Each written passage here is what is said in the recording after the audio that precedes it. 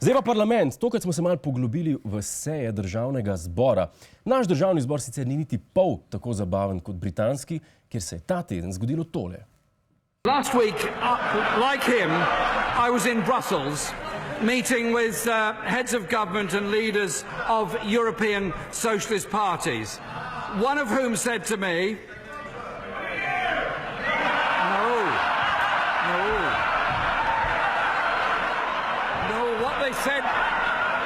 What they said, Mr. Speaker. A niso frajeri ti Britanci. Čeprav pri taki plači bi tudi jaz vice pokul. No, kot rečeno, naš parlament niti pol toliko zabaven, se pa vseeno najdejo nebuloze. Naši poslanci namreč poskrbijo, da je stvar čim bolj dolgočasna, da jih ne bo nihče gledal. Razen nas, ki nimamo privat lajfa. Torej, minister Mramor, nam lahko poveste, kaj se je dogajalo na seji? Se opravičujem, ste me presenetili. Mramor, rajš reči, da smo te zbudili, ne presenetili. To reče Dušan vsakič, ko pride do intimne situacije. Kot recimo tele. No, jaz povem, o čem so se pogovarjali v parlamentu. O stroških, ki jih predstavljajo azilanti, in z matematiko se je največ ukvarjal naš ljubi Gorenak. Povej, Vinči, koliko nas stane en prosilec za azil? 378 evrov, s katerimi hočete zdaj mene odpraviti, pa slovenske državljane, je strošek osnovne oskrbe, hrana in stanovanje, copati, zobna pasta pa še kaj. Ok, 378 evrov na mesec nastane vsak, ki zaprosi za azil. Vinko je takoj zatem dal tudi primerjavo, koliko dobi povprečen slovenski upokojenec. Državljan Republike Slovenije, ki je garal 40 let za tekočim trakom, mu torej ta država namenja 440 evrov. 440 evrov penzije? Oj, Erjavec, what the fuck? Za kjer upokojence se ti boriš zadnjih 10 let? Za Češke?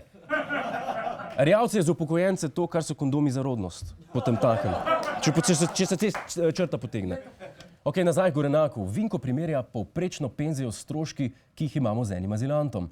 Pa dajmo se pretvarjati, da je primerjava na mestu in stvar malo obrnimo na glavo. Za hrano, stanovanje, copate, zobno ščetko in še kaj, za azilanta porabimo torej 378 evrov na mesec. Vsak poslanec dobi najmanj 2100 evrov na mesec, da ne govorimo o smešnih dodatkih, ki jih dobijo. Za osnovne življenjske potrebe dobi več kot 2 jurja na mesec, kar je 5-krat več kot azilant ali pa upokojenec. 326 azilantov nas na mesec stane okrog 120 jurjev. 90 poslancev pa najmanj 190 jurjev. Pa poslanec ne dela 40 let za trakom, ampak par dni na mesec igra Angry Birds pač v parlamentu in pritisne kakšen gumb. Pa še to mu ni treba. Dragi moji politiki, premalo sredincev imam, da bi izrazil svoje mnenje o vas. Nijem jih dost.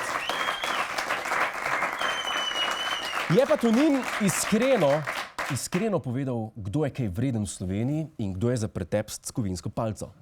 Iskrene čestitke Petru Prevcu za velik uspeh, ampak tisto, kar pa počnemo, da ne bom sebe izključil zagovornosti v tej hiši, pa ne daje kakšnega velikega upanja ali veselja ljudem. Res je, Tonin, to, kar vi počnete v državnem zboru, je ena velika žalost. Vseh 90 poslancev je bolj neuporabnih, kot bobni od Ane Frank.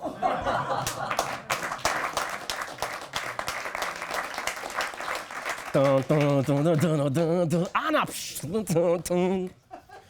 Ok, Tonin, pa si se na tej seji česa naučil? Očitno s predsednikom vlade živiva na dveh različnih planetih. Tonin ima prav, Cerarji so z Marsa, Tonini pa z Venere.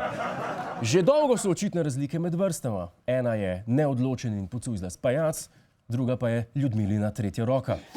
In če ima desnica kaj prav, te dni je skrajni cajt, da se te ljudje vrnejo, od koder so prišli. In s tem mislim vseh 90 klovnov v državnem zboru. Če jih zamenjamo z lamami, bo več koristi in predvsem ceneje. Hvala za ogled, ne pozabi pa tudi na Ta teden z Juretom Godlerjem ob četrtkih ob 22:40 na Planetu.